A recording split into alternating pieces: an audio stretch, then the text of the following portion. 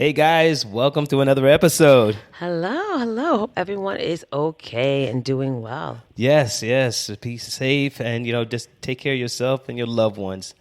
So tonight we have a special guest coming from North Carolina. Her name is Rose Reif, if that's correct I'm pronouncing it. Yes, that's it. Rose Reif. Rose Nice. Reif, thank you, is a licensed clinical mental health counselor, a certified rehabilitation counselor, and a qualified development disability and mental health professional. She's also board certified in providing telemental health, and Rose supports special need parents and disabled adults in her counseling practice Nice. in North Carolina, Cary, North Carolina to be exact.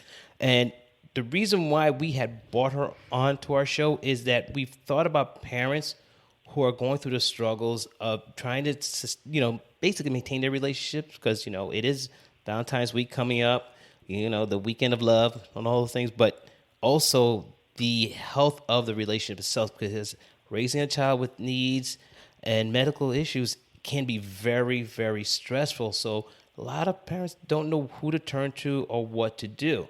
I think we've mentioned this in the show before, right, Nina? That Definitely, yeah.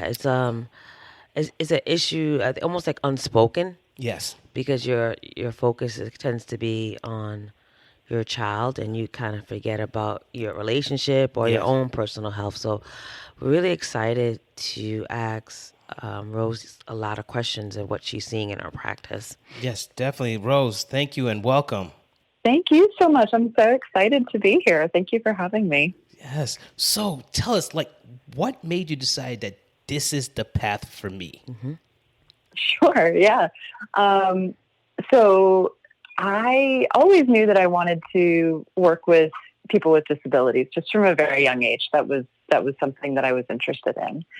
And so, went to college. That was my mission. Straight out of college, at the ripe old age of 22, I was handed a management role, running group homes and supervising supports for adults with disabilities. And I loved that work. I loved being a case manager and running group homes. But in that role, I did that for about 10 years. And I saw that mental health services for adults with disabilities were really lacking, that there's a ton of supports for younger kids, a lot of transition services. And then after the age of 22, you're done with high school and it was like everything just disappeared. And Yes. so, yeah, I had clients who, were just going through regular life stuff. Like they would be, anxious about starting a new job or grieving because a parent died, just, everyday things that everyone experiences. And we could not find a mental health counselor to work with them. And so, like I said, it took me about 10 years, but finally I figured out, I could be this person. I see this need. I love working with this community. This could be me. So I was very fortunate. I'd gone to UNC Chapel Hill for undergrad. I'm still living and working in Chapel Hill. And I realized that within the medical school at UNC, there's actually this program very specific called rehabilitation counseling, which is actually geared specifically towards mental health and disability. So I said, perfect, I'll do that. So went and got my master's and straight out of grad school, started a private practice and knew that this was what I wanted to do. And I've been in practice for about, 6 months or so. And I started to get a lot of calls from parents who would say, look, I heard you speak or I read your blog post or whatever. And I just feel like you understand this in a way that, I've tried to talk to other therapists about what my life is like raising my child and they just don't get it. And so I sort of realized, there's this other unmet need in the community that parents raising disabled kids really, their mental health challenges are not very well understood and certainly not very well supported, in the mental health world. And so started, working with parents in my practice as well. And that was 8 years ago at this point. And so now my practice is about 50-50 between working with adults who have a variety of disabilities, whether it's, developmental disabilities, acquired disabilities, folks who are neurodivergent, or working with parents, the other folks that I work with. Wow. Just thinking about it, I just have to say thank you for taking that leap of faith of going towards this path. Because when you mentioned that you work with young adults with disabilities and, having their parent move on, then they have to deal with that loss. And then also now dealing with parents who are dealing with it every day, with a child that has a disability. And it's like, thank you. Thank you for taking on such a service, because it is really needed, because the numbers are climbing when it comes to children with special needs. They certainly are. I mean, I appreciate that, but I have to say, I love what I do. I love my clients. I wish I had more competition. I wish other therapists saw that there's this tremendous need for mental health folks who understand the world of chronic disability. Yes, it is. It is a big issue. Now, what is it that you're seeing with parents as they're dealing? Because I know personally for myself and Nina, I mean, there were some moments where it was like, we're not going to make it. And then going into COVID, we're like, we're definitely not going to make it, because, we're kind of locked in and it's just us. And it was like, there's no other outlet. But we survived. And so it's when you're talking to these parents, like, what are the most common things that they're saying that, that's really bringing the stress between between them and each other? Sure. Like, so specifically for couples, for parents trying to work together. Yes. That was emphatic.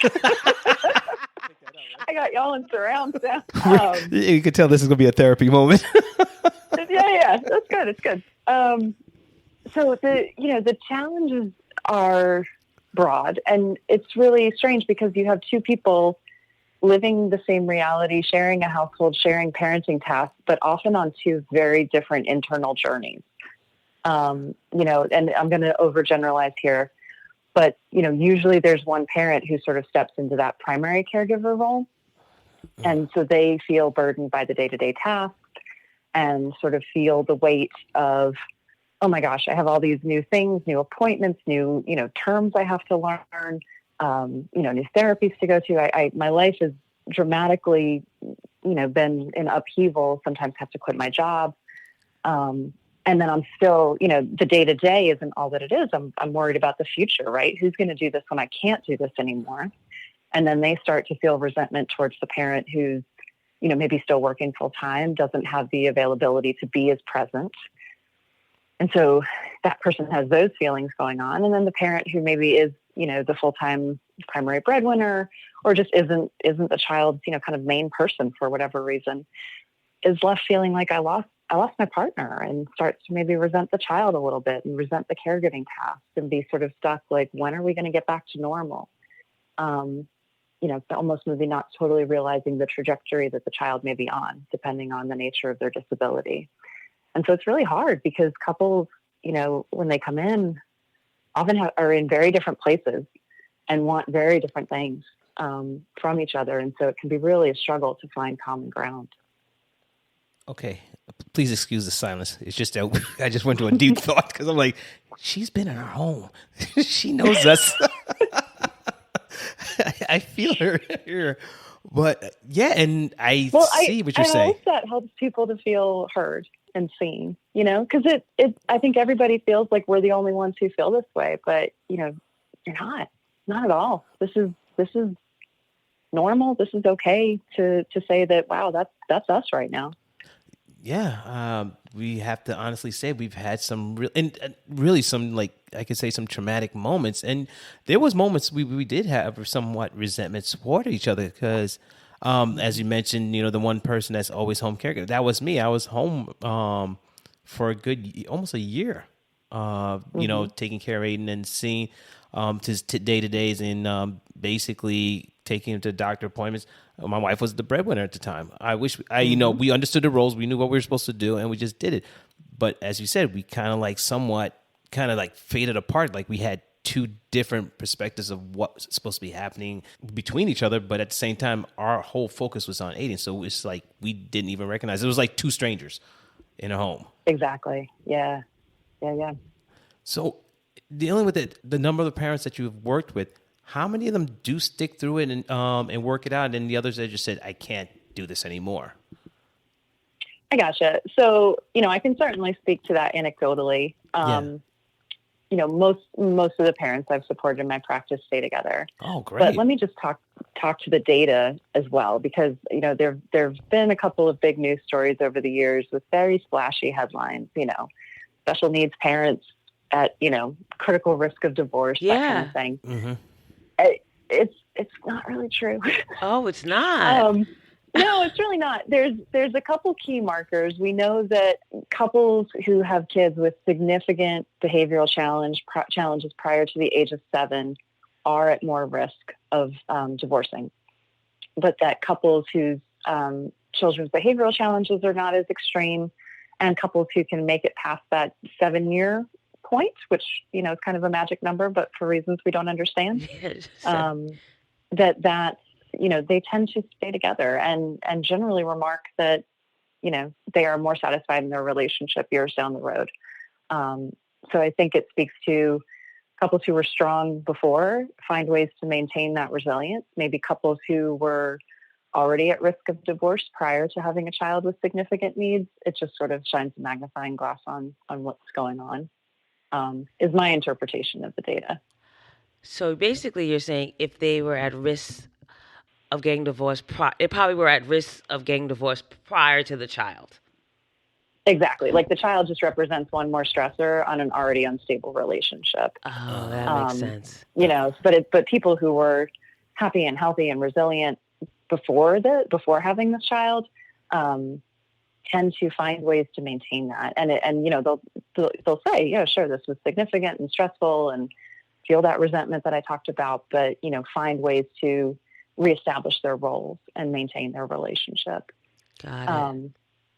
It's interesting too, because as I'm talking about it, I'm just like spitballing here, but I also work with a lot of couples where one person has experienced a disability. So like maybe a partner has had a stroke, that kind of thing. And it's almost the same data that we see that, couples that were in a good place before one of them has a major medical issue, becomes disabled, they stay together. They find their resilience. They find new ways to be, even if they can't maintain their former roles. But, it's the couples who were kind of at risk and not in a solid, healthy relationship beforehand, whatever it is, whether it's having a child with a disability or one partner themselves becoming disabled, they are more at risk for divorce. Got it. In your practice, are you finding that the people are coming in for couples therapy, or they're doing it individually? Like, for example, right now, I've realized that I have a form of PTSD from, my son having so many traumatic seizures, and I was noticing I was getting like these flashbacks. Like even the other day, I was walking on 125th, it's very commonplace in Harlem, and I remember when Aiden was like 2 or 3, he had a seizure in that area, and then I just got this flash. So I started to pick that up about myself, and I guess interviewing a lot of people on the podcast, so I started to go to therapy. Good for you. But Osiris, it does not. Are you finding that maybe one will seek help and not the other? Or are you finding that it's more a couples thing? So in my practice, I tend to work more with individuals, and it does tend to be more women who seek out counseling. And that's sort of true of mental health across the board. In general, women get more diagnoses. In general, women seek out more treatment. So I would say my practice definitely mirrors that. But there are certainly couples that come in wanting support in their parenting, wanting support in their relationship as they navigate, raising a child who has needs that they didn't anticipate.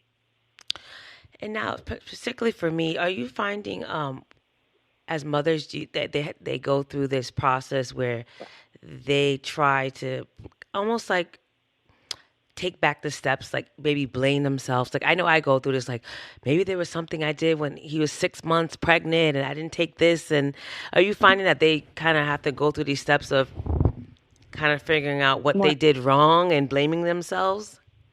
100%. Yeah.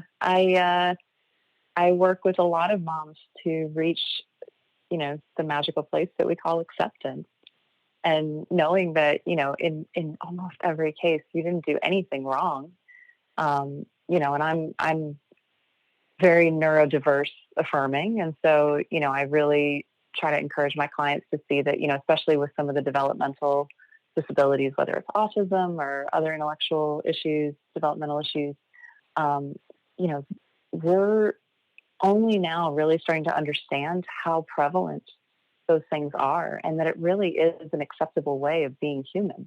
to have autism, to have some of these, issues, disabilities, however you want to think of them. And that they didn't do anything wrong. They just live in a time where our recognition and understanding of these conditions is growing enormously. Right. And so, yeah, they didn't do anything wrong. And if anything, they've helped their child by seeking out a diagnosis. With the men that you do get to meet with, do they some come out and say that they blame themselves, or they blame their partners? Neither. Okay. It is what it is. Yeah, they just stay silent. They're like, yes. Is it hard to get information out of them? No, they just, they talk about the daily struggles. They talk about the anxiety. It's interesting. A lot of dads I support come to me specifically, again, because I kind of have like the two niches going on. And they'll say, wow, my child was just diagnosed with ADHD or autism or whatever. And I'm realizing that I think I have that too. Oh, wow. So actually, a lot of the dads I see in my practice are sort of seeking out their own diagnosis later in life. Oh my God, I know why Osiris is silent, because Really? recently I started diagnosing myself with, like I said, I think I have ADD that was undiagnosed. Yes. And I started doing that to myself. Yes. She has been self-diagnosing. I'm like, you're killing me right now.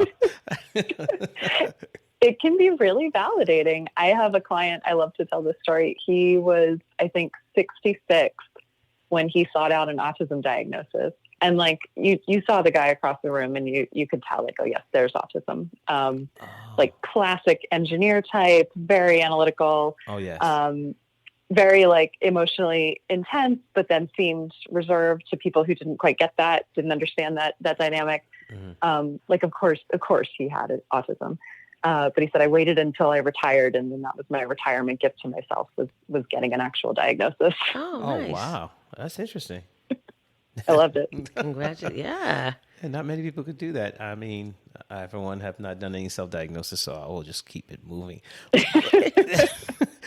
Now, I mean, with the relationships that do come across, what are the number one thing that they seem to like really have trouble grasping?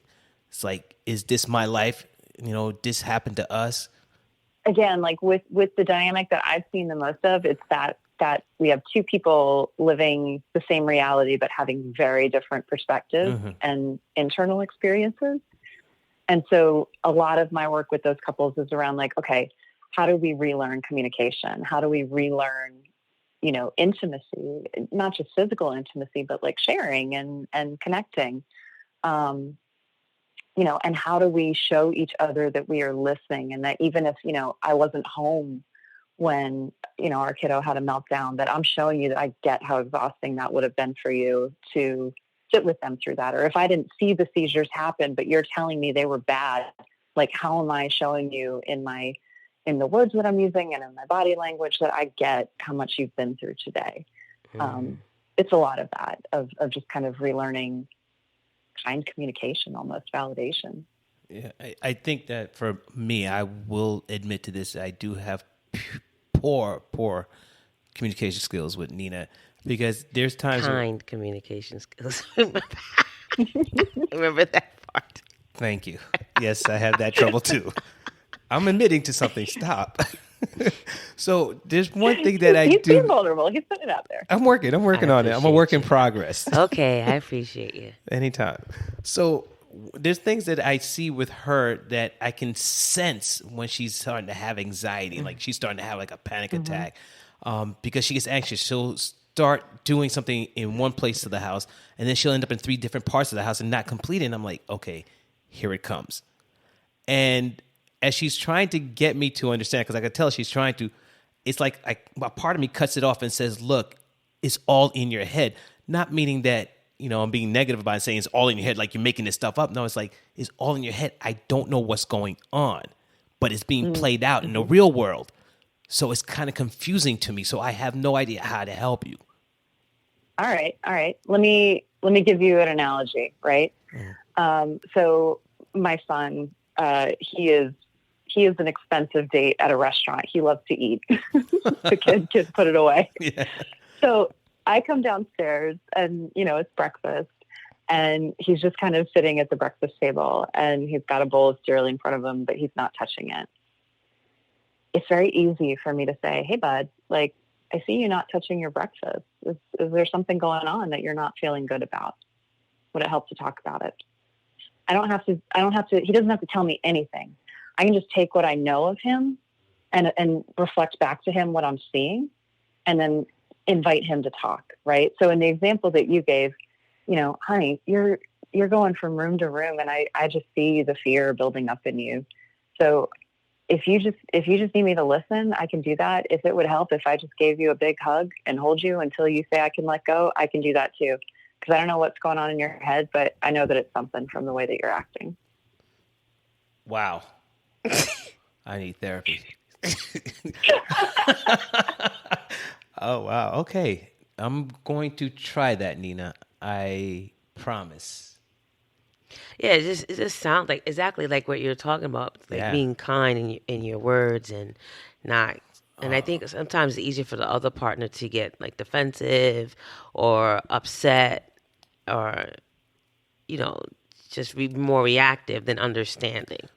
Well, so much of what we do, we try to fix each other's problems, right? Agreed. And it's like if I come home and I've had a frustrating situation and I just start to tell my husband all about it, I don't want his advice. I don't want him to tell me what I should have done different or what I should do next time. I just want him to say, wow, that really sucks. I'm sorry that happened to you. We just want to know that somebody else understands how we're feeling and processing what's happening. We don't actually need that person to come up with a solution for us. Which if you can like really get behind that idea is actually very freeing because you don't have to be brilliant and creative. You just have to listen and show that you're listening. Okay, so that's number 2 I got to work on. Listening. You can do it. Yeah. Well, you know what it is? Listening with an aim of showing that you're understanding, right? Which is different from listening and waiting for a chance to respond. Oh, yeah, that's the double Dutch. That's waiting true, to jump in. is. Yeah, I wait to I'll finish her point and I'll just jump in. And so yes, I am guilty of that in a sense that I hear her tell me all this stuff at work and I'm giving her solutions and I'm like, and I don't think for a second like maybe she doesn't want a solution. Maybe she just needs somebody to talk to. And I don't stop to think about it because I'm ready to move on to the next thing because my background's in operations. So we're like the fix-it people. We go in and organize things, make sure everything's working. If there's an issue, we already know the answer to it already. And so I do that with her constantly. Sorry, Nina. I apologize on the air. Live.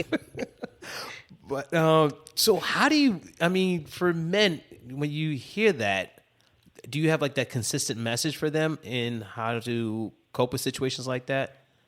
Is just to basically communicate and just listen. Yeah. Of course it's different for every person, right? Everybody comes into counseling. They had a life before they had a child with a disability, right? So they may have trauma history that factors in. They may have their own medical stuff going on, right? So we have to look at the whole person. I'm not going to give everybody just the same blanket advice.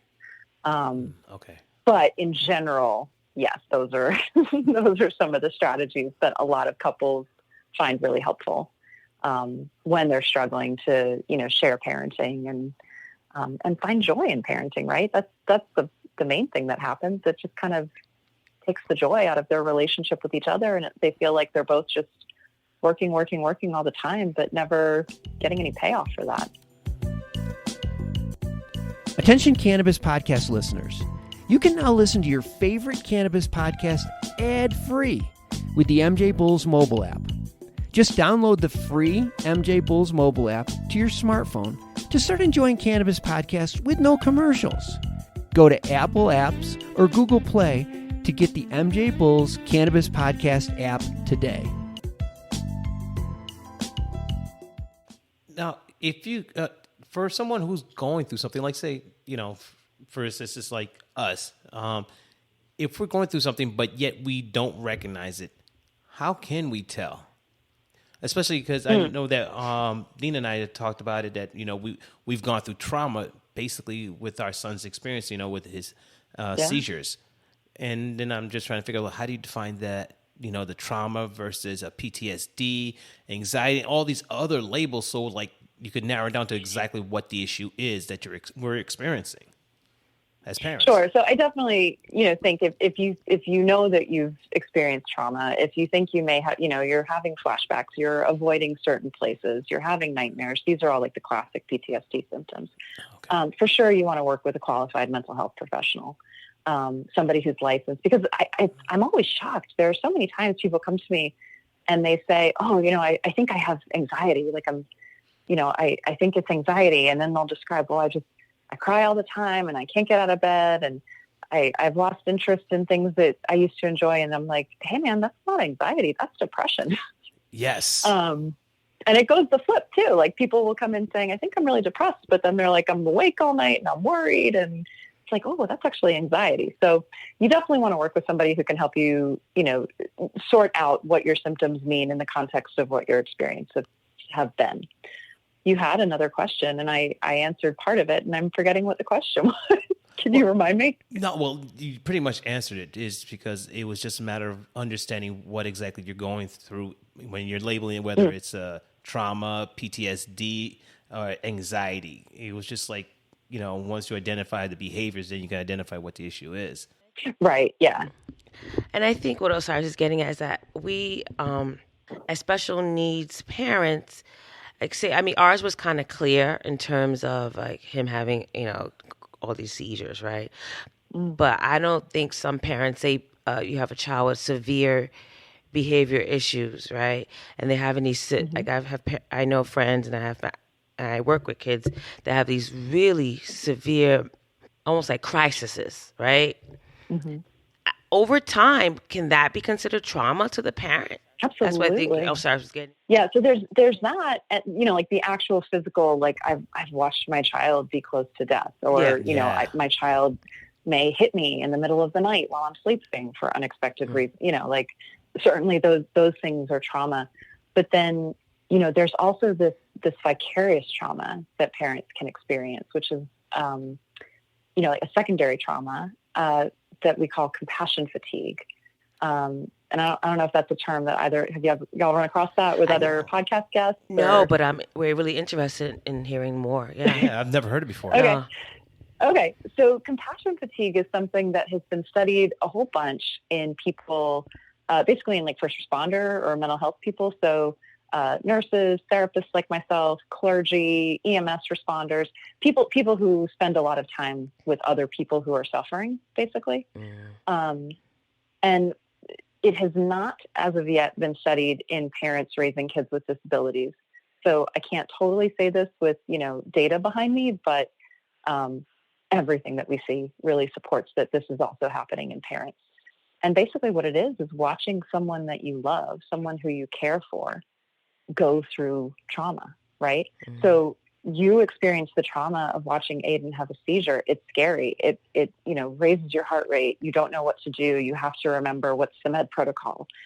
It's traumatic for you, but then you're also watching him go through this and watching him, he must be so exhausted when one of these, a major seizure is over, and it might be painful to get certain kind of medications, right? And so it's this twofold thing of like, this is hard for me, but it's also hard for someone I care about. Over time, it starts to almost like erode your worldview, right? Like it's just sort of like the world is not the safe and content place that I thought that it was. If bad things can happen to good people, right? And it can be really dangerous for caregivers who experience this on repeat without any kind of relief. So it's something that, we as professionals get a lot of teaching around. And I always tell people, you'd probably be shocked if I told you how much continuing ed that we as therapists have to do around compassion fatigue and maintaining our own well-being and avoiding burnout. But parents, of course, don't get that, right? Parents get the message of you do everything for your child. You never quit fighting for your child. And it's not a popular opinion, but I am a big fan of helping parents figure out, wait a minute, what can we let go of expectation-wise so that you can take better care of yourself? Because this is not a sprint. This is a marathon. if you want to continue to show up for your child and care for them and be part of their life, you have to learn how to take care of yourself. You have to find relief from, the firsthand trauma, but also this vicarious trauma. Because if you don't, there are significant health and mental health consequences. I have to agree with that. Yeah. Wow. And I love the definition. So if for me, I worked in a hospital for 13 years, and I tell Osiris this, I've seen a lot of stuff. Yeah. Of course, deaths, and I don't know why, but I work with patients like very closely, sometimes for an hour and a half at a time. I'm a physical therapist, so I'll see patients twice a week for months. Given that, just like you in your profession, they start to get really personal with you. So I've heard people telling me that they are being abused, they're being raped, or all these stories. And then you have a patient, one day they're here, next thing they're dead. Yeah. And, you're dealing with that. And then I'm dealing with the trauma from my son. So sometimes I'm telling my husband, I'm like, I just want to watch junk food. I want to just get away from reality, all of this. And it's hard for him to understand that, So I love your definition, because it after a while, you don't even think about it, Yeah, you kind of numb out to it. But that's a dangerous place to be, because then you stop caring about the things that really matter to you, and the passion that led you to your profession, the passion you have for parenting. It can all start to kind of wash away if you're not really careful and really take care of yourself. Yeah, just listening to you talk about compassion fatigue and realizing that we've experienced it, and for Nina, it's been nonstop. Now I think about it, I mean, going back to 2015 when Aiden was diagnosed, 3 to 4 days prior to that, because I remember it's like around Mother's Day week, it was like leading up a few days before Mother's Day, I was in the hospital because I was diagnosed with an issue with my heart. So they stated I didn't have that much time. So they were like really saying, like, if we don't take care of you, you may drop dead soon. So a day after I get out of the hospital, 2-3 days later, my son, basically drops and has a full grand mal. Oh my gosh. And so I'm still trying to recover from surgery. So it's ongoing. And so it's like one thing after another. So now I have to forego, thinking about my recovery and just really like hands on deck and us, taking care of Aiden. So now that I'm reflecting and thinking about like, so Nina hasn't really had a break emotionally from all this. Mm-hmm.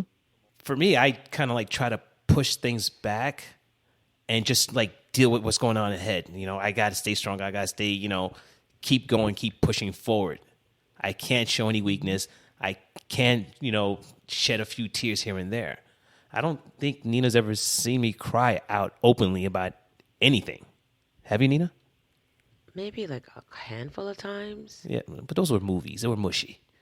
But oh, you cried when Aiden did his math. Yes, I did. But that was like that was like this week. But 5-6 years of going through what we've been going through, I tried not to show that weakness because I know that I need to stay strong for the family. I have to be there. I have to be focused. I can't, I have to play that, that male role, that macho role in making sure that, that we're stable, So I want my wife to be able to release that, But I mean, granted, is society saying these things, but that's something that I grew up in. Yeah. So that's something I've seen. The only person I've ever seen cry was my mother. That's it. It's a hard stigma to overcome, right? To say I'm going to be a man and show vulnerability, or to the flip side to say I'm going to be a mom and say I need to do for me first. Both of those are really taboo in our culture. Yeah. And especially within certain like smaller cultural groups, like it's real. I've worked with a couple Hispanic dads, and they're like terrified that somebody's going to see them walk in the building. It's like if I acknowledge any sign of weakness, that's it. My life is over. Everyone gives up on me. And I hate that because it's exactly that vulnerability, to be able to turn to your wife and say, this is so sad and I'm so scared, and to show her how much it affects you. Like, what a chance for connection, right? That's what I try to give the couple specifically that I work with, is that freedom to like be open with each other about what are your fears, what about this is hard for you. So, I hope you can take that away. It's something to think about. No, I am definitely going to take that with me. That's the number 3. So yes, I'm making mental note of all the things I got to work on. But it's one of those things where you raised in, because like Nina stated, she worked in the hospital. She's seen a lot of, sad things. And I told her, like, I grew up around things like that. So for me, I've become like desensitized. I don't want to be saying that I'm negative about it or anything like that. It doesn't affect me, but to the point where it's like, yeah, I know, I've seen it. Yeah, it's exactly what happens, is that, your body and your brain try to keep you safe. And so your nervous system just sort of like goes into shutdown and is like, nope, we can't process any more of this. We're just not going to feel any feelings about, horrible things, sad things. And if you hit that point, it can be really hard to come back from that and be able to get to a place where you can feel, grief and not worry that it's going to overwhelm you. Now, have you had clients who say, I just can't sleep. I can't shake this. Oh yeah. We talk about not being able to sleep in my office all the time. That and laundry are like the 2 things that come up. Oh, laundry? All the time. Laundry. Yeah. Nina. Laundry represents like that which could never be finished in our lives, right? I mean, like, we talk about actual laundry, but we talk about laundry in the sense of when you're parenting, when you're running a house, when you're raising kids, like, there are some things where you'll just never, ever be done. And how do you accept that and be okay with just not doing it sometimes when, your child's needs demand it? Yeah. The reason why I'm laughing, and Nina as well, because we have an issue with laundry. I love doing laundry every weekend, and she has an issue with that. She's like, you spend too much time doing laundry. You don't spend time with me. I said, but it's my moment. I get to, just connect with myself. I sit and do the laundry. I'll fold clothes. I'll do the whole 9 yards. And it drives her nuts. So when you said laundry, I'm really dying to stop. See, Nina, she understands me. Now, have you done like a group therapy with like the parents and the children together? Sometimes when I'm working with young adults, especially, parents will be involved, as a more like family, like a couple of times I've done like true family therapy, but that's a little more rare. It's usually more parents participating in a teen or adult child individual therapy, for whether that's for accountability or just, some of my clients who have cognitive issues, just to help them translate the skills that we're practicing in office, into their daily lives. So parents will participate in those ways. Oh, okay. Now, do you use integrated types of medicine involved, or do you know parents that are saying, well, I'm taking Xanax, or I'm taking CBD, or I use cannabis, or I'm doing something or I'm even taking up meditation or yoga to help cope? Yeah. Complementary and alternative therapies. Oh, okay, got it. Is the fancy name for what you're talking about. Besides meds, obviously, that's, just strictly pharmacotherapy. But yeah, no, I do a lot of encouraging, body work, whether that's, deep breathing, meditation, progressive muscle relaxation, all of those kinds of things. Because I obviously just, hashtag I'm not your therapist, but I am a therapist. So I hear you both having like little ways that you escape, right? Like for Nina, it's, I just want to watch my junk food TV shows. And for you, Osiris, it's like, I just want to fold the laundry. And that's like a zone out period. But, I always, we want to encourage people, like, when you get a minute for respite, spend that minute doing something to bring your attention to the present moment, right? Like, do something to ground you in the room that you're in, to notice with all your 5 senses, what is actually happening right now? How am I feeling in my body? What is the space that I'm in? Pay attention to your breathing. Even just a minute or two of that kind of awareness has tremendous benefit for our mental health, for staving off anxiety and depression. And obviously it's good for just our physical health, right? To have awareness of our breathing and get full oxygenation in our breath and all that stuff that everybody knows that their doctor tells them at their physical and everything. But so yeah, I'm a big fan of incorporating that. And then a lot of my clients do work with a psychiatrist. I'm not a prescriber, but folks do work, with psychiatrists as well if they want to get medication on board. If you had to tell parents one thing, or maybe a couple of things, what would it be? Especially like parents like ourselves, who really haven't had some downtime, but only as of late because, Aiden has gotten better. We've gotten better seizure control. He's actually active in school. He's learning, but it seems like we're still on that high alert, just always sleeping lightly. We can hear, anything drop. If he even has a seizure in his sleep, like we already up and we're already aware, like, what can you tell us to say, hey, this, one day at a time or something?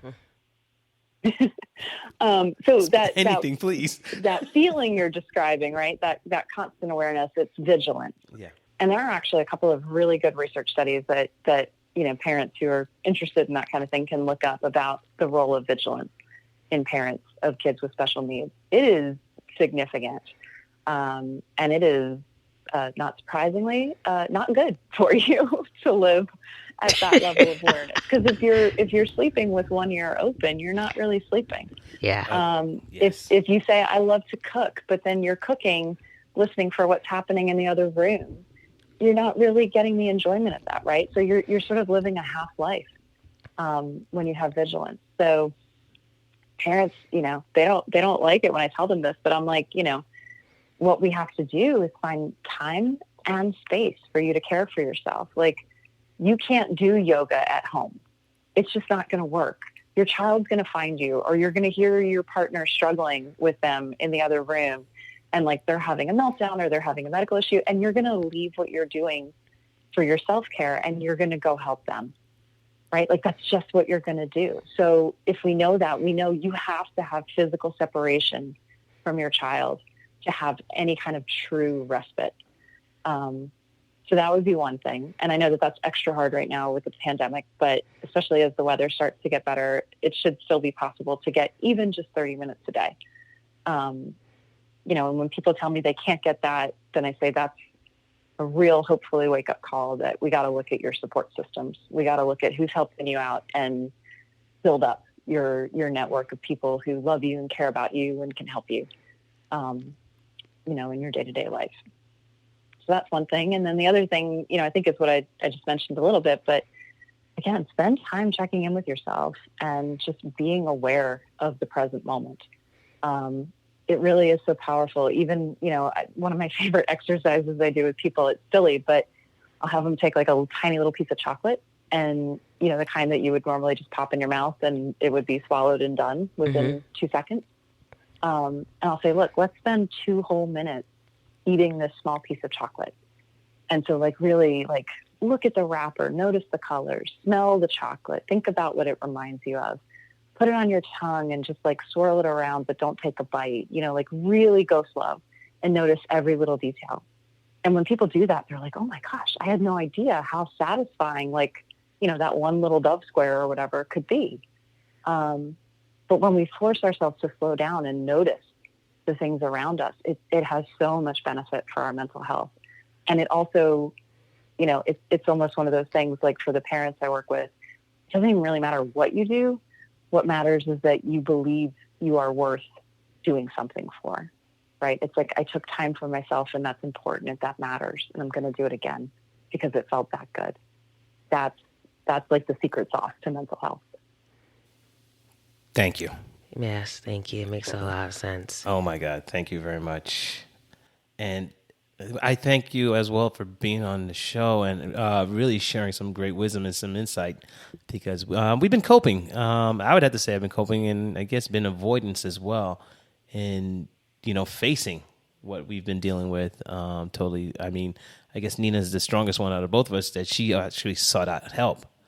And I decided to bury it and work with it myself. But listening to you, I'm like, I need to reconsider But we definitely appreciate you coming on and sharing all that you have done and what you're doing with us. Thank you very much. Yeah, we appreciate it, and it's very important for us to educate the audience and people who are going through the same thing as us, and that they can seek help, and maybe what they're going through is a form of trauma. So yeah, and even the best part is like they don't even have to wait. So someone who's a parent, newly parents, maybe a year in, 2 years in, they realize there's something wrong, and they've already gotten their diagnosis. Like, why wait and seek out for help for themselves while they're taking care of their child? Now, if our audience wanted to get in touch with you, how will they be able to reach out to you? Sure. So my website, it's rosereif.com. Reif is spelled R-E-I, F as in Frank. And people are certainly welcome to come check out. I have a blog post where I write posts for the different groups of people I work with. So some are more geared towards adults with disabilities and others are more for parents. And so follow along there. And of course, Facebook, Pinterest, all that. Folks can find me there as well. I do always like to just say that our licensure laws for mental health have not quite caught up to what our technology can do. So because I'm licensed in North Carolina, I'm only able to meet with clients who are in North Carolina at the time of our meeting. So please don't reach out to me if you live in other states. I hate to turn people away. But legally, I can't work with you. But I do have some resources on my website for people who are in other states, other parts of the world, who are looking for a therapist with similar specialities. To help folks find and connect with those people in their area. That makes sense. Okay. Yeah, I hope you can coach the trainers, where you can just go out there and start coaching everybody else to do what you do. Well, thank you both so much for so many things, for having me on, for your vulnerability and openness tonight while we talked, and especially for creating this awesome community that you have. There are so many kids like Aiden whose parents are struggling, and I know that you give them so much hope with the conversations that you have with such openness. So thank you. Well, thank you for You're being welcome. available. That helps us, because really there's a time where we thought we were alone in this, and we just started finding a community of people, and so we wanted to say, you know what, we're going to reach back out and help, and this is our platform, and this is what we're using it for, to help. It's amazing. I love it. All right. Thank you for letting me be part of it. We appreciate you, and thank you. And anytime that you are available, we definitely want to reach out to you again. Oh, I would love that. Thank you. Thank you. You have a good night. Good night. You too. Bye-bye.